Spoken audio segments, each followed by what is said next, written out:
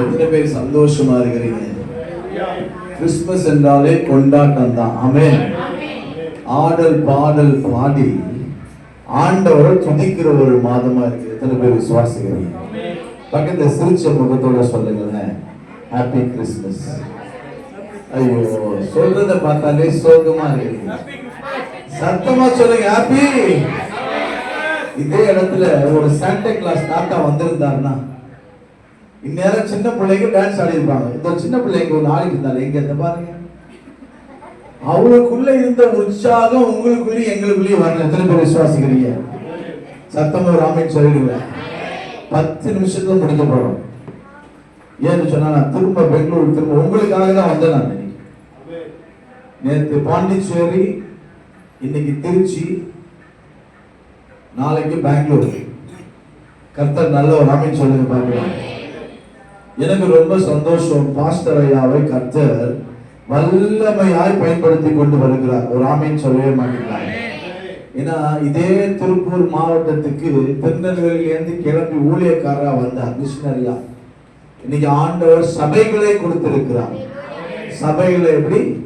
சபைகளை ஆமென் சொல்லுங்க பார்க்கலாம். அவரை ஆசீர்வதித்த கர்த்தர் உங்களையும் என்னையும் ஆசீர்வதிப்பார். எத்தனை பேர் விசுவாசிக்கிறீங்க? கிறிஸ்துமஸ் என்று சொன்னால் நற்செய்தியின் காலம். என்னது? நற்செய்தியின் காலம். ஏசாயா 9வது அதிகாரம் 6-7. நமக்கு ஒரு கர்த்தத்துவம், ஆலோசனை. ஆமென் சொல்லுங்க பார்க்கலாம். 2 விதமாக நமக்கு ஒரு பாலகன் பிறந்தார், நமக்கு ஒரு குமாரன் கொடுக்கப்பட்டார். அப்ப குமாரன் ஆகியவர் கிறிஸ்து இயேசுவானவர்.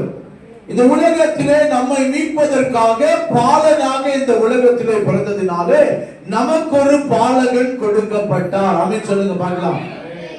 நீங்களும் நானும் இயேசுவை அறிவதற்காக, மெய்யான தேவனுடைய குமாரனாகிய இயேசுவை அறிவதற்காக இந்த உலகத்திலே கன்னி மரியின் வயிற்றிலே பரிசுத்த ஆவியானவராலே கற்பம் தரிக்கப்பட்டு 33 வருடங்கள் ஊழியம் செய்து உங்களுக்காகவும் எனக்காகவும் சிலுவையிலே தன் ஜீவனை கொடுத்து ரட்சிப்பை கொடுக்கவே இயேசு வந்தார். எத்தனை பேர் விசுவாசிக்கிறீங்க?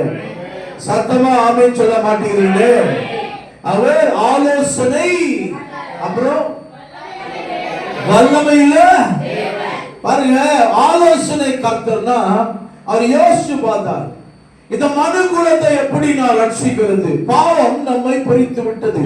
வேதம் சொல்லுகிறது பாவத்தின் சம்பளம் மரணம், அப்புறம் என்னது? நித்திய. ஆமென் சொல்ல மாட்டேங்கிறீங்க? பாருங்க, 3 விதமான ஒரு அப்ரோச் இருக்கு. ரோட்ல போயிட்டு நம்ம டாக்ஸ் கொடுத்தோம்னா அது பேரு இன்ஃபர்மேஷனல் அப்ரோச். அது பேர் என்னது? ஒரு சைடு எழுதி கொடுக்கிறோம், படிக்கிறாங்க, அதை படிச்சு நிறைய பேர் ரட்சிக்கப்படுறாங்க. கரெக்டா இல்லைங்களா? இன்னொன்று போதிக்கிறோம். எங்களை மாதிரி ஆளுங்க, ஊழியக்காரங்க, இயேசு வந்திருக்கிறார், மனம் திரும்பு அப்படின்னு சொல்லி நாங்க சொல்லிக்கிறோம். அதுக்கு பேர் இன்ஸ்ட்ரக்ஷனல். என்னது? இன்ஸ்ட்ரக்ஷன் நாங்க கொடுக்கிறோம். ஆனா இயேசு இன்ஃபர்மேஷன் கொடுக்க வரல, இன்ஸ்ட்ரக்ஷன் கொடுக்க வரல. இன்கார்னேஷனல் அப்ரோச் அப்படின்னா வார்த்தை மாம்சமானது. ஆமென் சொல்லுங்க பார்க்கலாம்.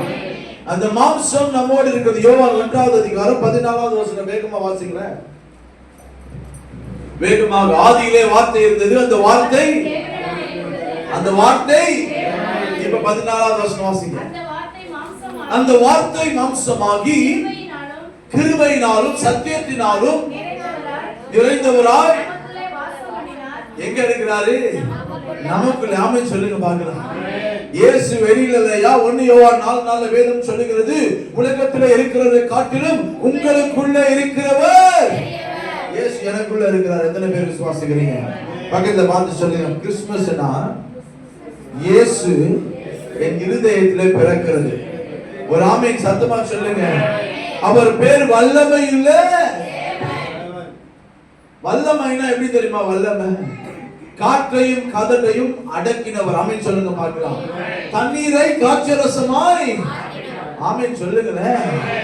அதாவது மரித்த லாசருவை. அப்ப அவ்வளவு பெரிய வல்லமையுள்ள கர்த்தர் பரிசுத்த ஆவியினால கன்னிமரியாளின் வயிற்றில கர்ப்பத்தை உண்டாக்க முடியுமா, உண்டாக்க முடியாதா? ஆமென் சொல்ல மாட்டீங்க. முடியும். அதனாலதான் அவர் பேர் வல்லமையுள்ள நித்திய நித்திய. அப்ப இயேசு மரிச்சிட்டான். அப்ப இயேசு எங்க போனார்? இயேசு சொன்னார், நான் மீண்டும் பிதாவிடத்தில். யோவான் 14:12 வாசிங்க வேகமா. யோவான் 14:12 வேகமா வாசிங்க. நீ என்னை விசுவாசித்தால் நான் செய்கிறதை காட்டிலும் எங்க போறாரா ஏசப்பா? ஏன் ஏசப்பா போறாரு பிதாவிடத்துல? இந்த உலகம் நித்தியம் கிடையாது, பரலோகம் நித்தியம். ஆமென் சொல்லுங்க பார்க்கலாம். அதனால சொன்னாரு, என்னுடைய தகப்பன் பெயர் நித்திய பிதா. ஆமென் சொல்லுங்க. இயேசு சொன்னார், நான் என் பிதாவினிடத்திலே போகிறேன் மீண்டும். ஆமென் சொல்லுங்க. அவர் 33 வருட காலங்கள் இந்த உலகத்திலே வாழ்ந்து நடந்து சுவிசேஷத்தை பிரசங்கித்து இயேசுவின் பரலோக ராஜ்யத்தை கட்டி மறித்து 3ஆம் நாள் உயிரோடு எழுந்து அவர் பரலோகத்திற்கு சென்று விட்டார். கரங்களை தட்டி ஒரு ஆமென் சொல்லுங்க. புரியுதா? மத்தேயு 2வது அதிகாரம் 1வது வசனம் வாசிங்க. ரொம்ப சிம்பிள். யூதருக்கு பிறந்திருக்கிறவர். அப்ப இயேசு பிறந்தாருக்கு அடையாளம் இதுதான். ஆமென் சொல்லுங்க பார்க்கலாம். யூதருக்கு ராஜாவாக பிறந்திருக்கிறவர். இயேசு தச்ச வேலை பார்க்க வரலையா, ராஜ்யத்தை நிறுவும்படிக்காக வந்தார். கொலோசியர் 1வது அதிகாரம் 13-14 வேகமா வாசிங்க. கொலோசியர் 1வது அதிகாரம் 13-14. கர்த்தர் நல்லவர். இருளின் அதிகாரத்தினின்று நம்மை விடுதலையாக்கி தமது அன்பின் குமாரனாகிய அவருடைய ராஜ்யத்திற்கு. ஆமென் சொல்லுங்களேன். யாரு? வல்லமை உள்ள பிதா. எப்படி தெரியுமா? அவரு நம்முடைய குமாரனுடைய ராஜ்யத்திற்கு உங்களையும் என்னையும் இருளிலிருந்து வெளிப்படுத்தி உட்படுத்தின பிதாவுக்கு ஸ்தோத்திரம். கரங்களை தட்டி ஒரு ஆமென் சொல்லுங்க பாருங்க. இன்னைக்கு இருள் கிடையாது. வேதம் சொல்லுகிறது, இருளிலே இருந்த ஜனங்கள் பெரிய வெளிச்சத்தை. ஆமென் சொல்லுங்க. எனக்கு வெளிச்சமே இயேசுதான். எத்தனை பேர் விசுவாசிக்கிறீங்க? எத்தனை பேர் விசுவாசிக்கிறீங்க? ஆமென் சொல்லுங்க பார்க்கலாம். மலை மேல் உள்ள பட்டினம் இயேசுதான் அந்த வெளிச்சம். எத்தனை பேர் விசுவாசிக்கிறீங்க? இருள் இருந்த உங்களை குமாரனுடைய ராஜ்யத்திலே உட்படுத்தின பிதாவுக்கு ஸ்தோத்திரம். இப்ப 14வது வசனம் வாசிங்க. 1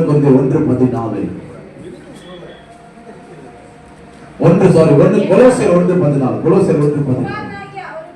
குமாரனாகிய அவருக்குள் அவருடைய ரத்தத்தினாலே பாவ மன்னிப்பாகிய மீட்பு. ஒரு ஆமென் சொல்லுங்க. ஏன் தெரியுமா? இயேசு வந்தார் உங்களுக்காக எனக்காக சிலுவையில மரிக்க. எத்தனை பேர் விசுவாசிக்கிறீங்க? ஒரு ஆமென் சொல்லுங்க பார்க்கலாம். அவர் சிந்தின ரத்தத்தினாலே உங்களுக்கும் எனக்கும் பாவ மன்னிப்பை கர்த்தர் கொடுத்தார். ஆமென் சொல்லுங்க பார்க்கலாம். வாசிங்க. எபேசியர் 1வது அதிகாரம் 7வது வசனம் வேகமாக வாசிக்கலாம். அவருடைய கிருபையின் ஐஸ்வரியத்தின்படியே இவருடைய ரத்தத்தினாலே. ஒரு ஆமென் சொல்லுங்க. என்ன கிடைச்சது? பாவ மன்னிப்பாகிய மீட்பு. இயேசுதான் நம் மீட்பர். எத்தனை பேர் விசுவாசிக்கிறீங்க? அவரே மீட்பர், அவரே ரட்சகர், அவரே மீட்பர். ஹalleluya. அவர் யூதர் ராஜசிங்க. எத்தனை பேர் விசுவாசிக்கிறீங்க? ஐயா, அவர் ராஜாதி ராஜா. குமாரனுடைய ராஜ்யத்திற்கு உட்படுத்தின பிதாவுக்கு ஸ்தோத்திரம். வல்லமையுள்ள நித்திய பிதா. அப்புறம் சமாதான. எத்தனை பேர் விசுவாசிக்கிறீங்க? யோவான் 14:27 வேகமா வாசிங்க.